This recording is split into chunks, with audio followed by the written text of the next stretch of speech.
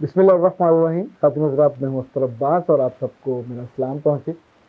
हम सारे ही सलामत रहना चाहते हैं, ज़िंदा रहना चाहते हैं, इसलिए थोड़ी थोड़ी एहतियात भी कर लेते हैं। लेकिन चूँकि हम जिस तर्ज़ ज़िंदगी के आदी हैं इतने बरसों से, हम लेथार्जिक से ज़्यादा लापरवाह हैं और उसी वजह से बहुत सारा नुकसान ज़्यादा उठाते हैं। लाइक हमें एक बड़ी सहूलत है कि जो चीज़ भी आए या जो चीज़ हो, हम 1 मिनट में, सेकंड से पहले जाने बिना जब चाहे उसका इनकार कर सकते हैं, उसमें साजिश ढूंढ सकते हैं, उसमें से किसी का मक्र फ़रेब भी ढूंढ सकते हैं, उसी में अफवाह भी ढूंढ सकते हैं, उसमें यहूद व नसारा का पूरा घनचक्कर ढूंढ सकते हैं। लेकिन करना नहीं होता हमने।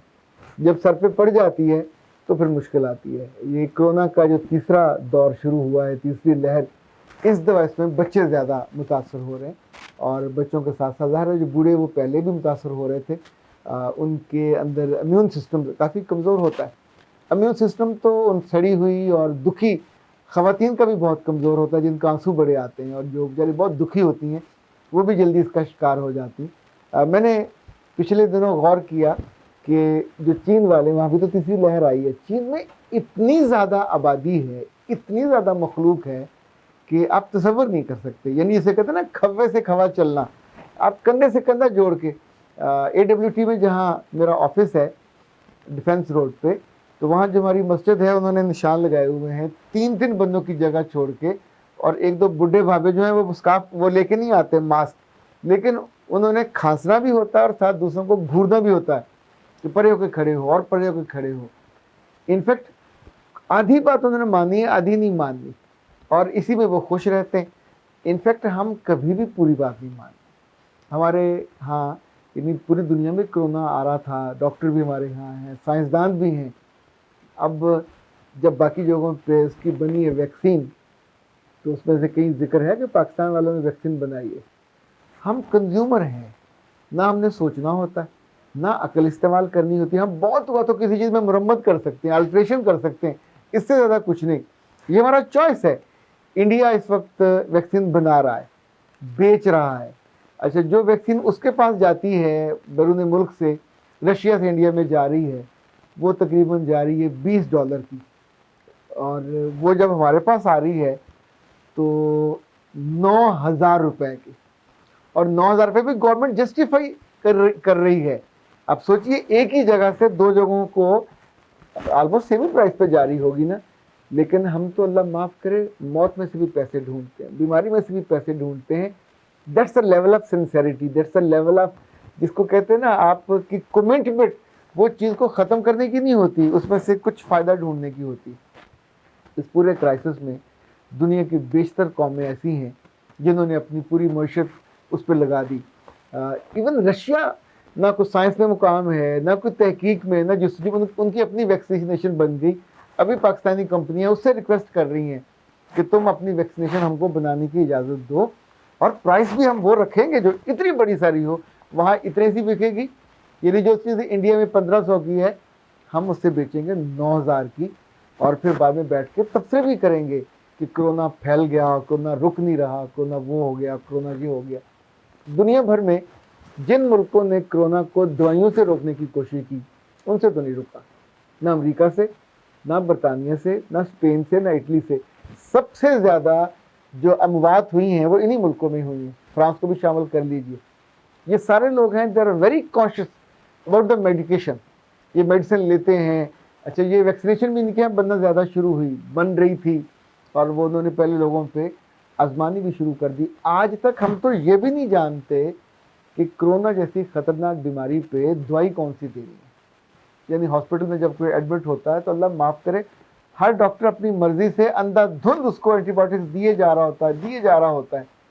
जहाँ ये सबसे पहले आई, वहाँ तीसरी लहर भी है। इस तीसरी लहर से सबसे कम लोग अगर मर रहे हैं, अब तक तो कोई मरने की इतला ही नहीं आई, तो वो चीन है। और चीन में अब हॉस्पिटलों पे रश नहीं है। चीन की वैक्सीनेशन बन गई है, उनकी लोगों को बेच रहे हैं। अपने मुल्कों में एक एक बंदे को वो नहीं लगा रहे। अच्छा, वहाँ चूँकि कौम इंटीग्रेटेड है, सोचती है और गौर करती है, उसका हल भी निकालती है। चीन में बिजनेस मॉडल भी हमसे बहुत बेहतर होता है। यानी जिन चीज़ों को हम सिर्फ कंज्यूम करते हैं, वो उसको बना भी रहे होते हैं, बेच भी रहे होते हैं, हर तरह की उसमें वेरिएशन कर रहे होते हैं, उसके पैसे जितने ज़रूरत होती है उसके लिहाज से ऐसे ऐसे म्यार जहाँ चाहे उसको ले जाते हैं। अभी मैंने रिसर्च की कि चीन वाले क्या कर रहे हैं इस कोरोना की तीसरी वेव से बचने के लिए। आखिर वैक्सीनेशन भी नहीं कर रहे, हॉस्पिटल भी नहीं जा रहे, रश भी वहाँ ऐसे का ऐसा है, ज़िंदगी रुकी भी नहीं है। हाँ, मास्क वो ले रहे हैं सारे। दूसरा काम जो मिन हैसल मजमूई चीनी कर रहे हैं वो गर्म पानी पीने का।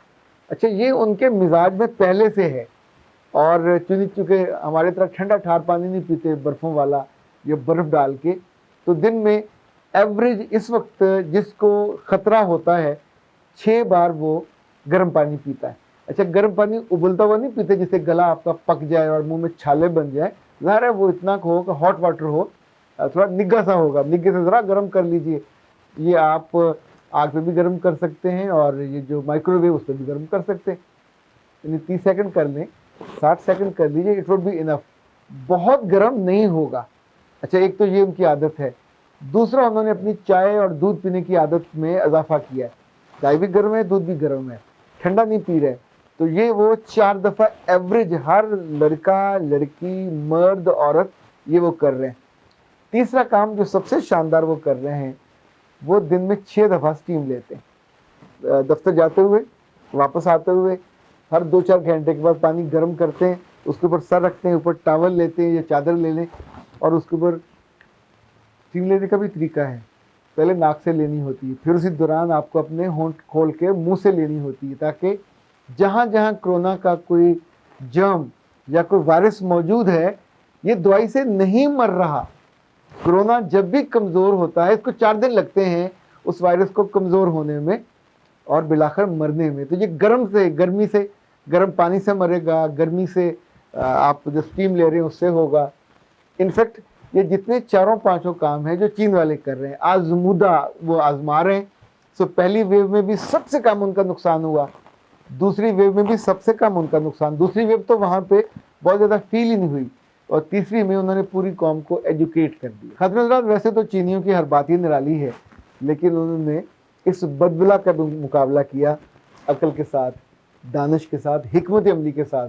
वहाँ लल्ला लल्ला करके उन्होंने स्कूल कॉलेज बंद करके सालों लोगों के ज़ाया नहीं किए। कुछ अर्सा उन्होंने जो जनरल पब्लिक के थे बड़े बड़े इज्तिमा उसको कम किया, पर बाकी अच्छा हमारे यहाँ हर बंदा ये चाहता है कि दूसरा कर ले, यानी खुद तो मास्क भी नहीं लेना, दूसरों पे हम कहते हैं इसको पकड़े जेल में डाल दो।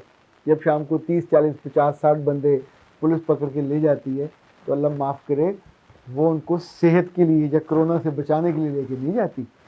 कम से कम बेचारा 500-1000 रुपया देगा, मिन्नतें तरले अलग करेगा, और अगर पीछे उसका नहीं है कोई पहुंचने वाला तो ज़ाहिर है जो उसकी जेब में होगा वो जाएगा, छूटेगा फिर भी नहीं। छूटेगा तब भी जब किसी सियासी पार्टी का कोई बंदा जाएगा और जाके उसको कहेगा यार उसको छोड़ दें, आइंदा ये ले लेगा।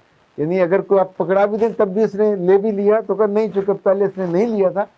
हम लोगों को जलील करने में, ख्वार करने में, तंग करने में हमको ज़्यादा इंटरेस्ट होता है। बाज़ार खुले, लाइक 6 बजे बंद कर दें तो क्या 6:10 पर, 6:15 पर कोरोना ने हमला करना होता है, कोई इत्तला आई होती है। अजीब गरीब काम कर रहे होते हैं। अच्छा, ये आधी दुकानें 6 बजे बंद कर दें, आधी 8 बजे कर दें, वो कहते हैं हमें 8 बजे नहीं करनी, हमने 10 बजे करनी है। तो किसी का फोकस एजुकेट करने में नहीं होता, रेजिस्ट करने में, चैलेंज करने में होता है। तो नतीजतन फिर नुकसान होते रहते हैं। ये कौमी मिजाज का मसला है। अल्लाह करे कभी हमारा मिजाज बदले, वैसे इम्कान कोई नहीं है, और जो तवक्कुआत पे दुनिया कायम है, तवक्को रख लेनी चाहिए कि कभी हम बदलेंगे, कभी हमारी वजह से हमारी अगली नस्ल बदल जाएगी। वो जब बदले सो बदले। कोरोना से अपने आप को बचाइए, और बचाने का आसान तरीका ये कि ना भी हुआ हो तो भी गर्म पानी पीना शुरू कर दीजिए इस मौसम में। और ख़ास तौर पे भी रमज़ान आ रहा है, रमज़ान में ठंडा दूध इस दफ़ा ना पिएगा, वो जो बर्फ़ डाल डाल के और ठंडा यख करके पीते हैं, क्योंकि गला ख़राब होगा, साथ ही और मसाले शुरू हो जाते हैं। मेरा रब आपको सलामत रखे, इतनी अकल शरीफ दे, लड़कियां हों, लड़के हों, बाबे हों, बाबियां हों। गर्म पानी 6 दफ़ा, गर्म चाय और दूध 4 दफ़ा। ये रमज़ान से पहले है, रमज़ान के लिए नुस्खा नहीं है। और ये जो भाप है ये दिन में कम से कम 4 दफ़ा, ज़्यादातर 6 दफ़ा। जितनी आप ज़्यादा हीट अंदर पहुंचाएंगे तो जहां भी कहीं होगा कोरोना का वायरस, वो वहीं फ़ौरन नहीं मरेगा, कमज़ोर होगा, बीमार होगा और बिलाकर फौत हो जाएगा और आपकी उससे जान छूट जाएगी और आप तंदुरुस्त तवाना बाद में नारे मारते रहिएगा। हाँ जी चाहे तो फिर जिसने मेरी बात पे अमल किया होगा मुझे भी क्रेडिट दे दीजिएगा, वरना हम तो ख़राब क्रेडिट देने पे हमारा कोई सानी नहीं है। अच्छी बात हमने माननी भी नहीं होती, मानने में दिक्कत बड़ी होती है ना, थोड़ा अपने आप को बदलना पड़ता है। चले कभी कभी बदल लेना चाहिए। अख्तर अब्बास को इजाज़त दीजिए। अस्सलाम।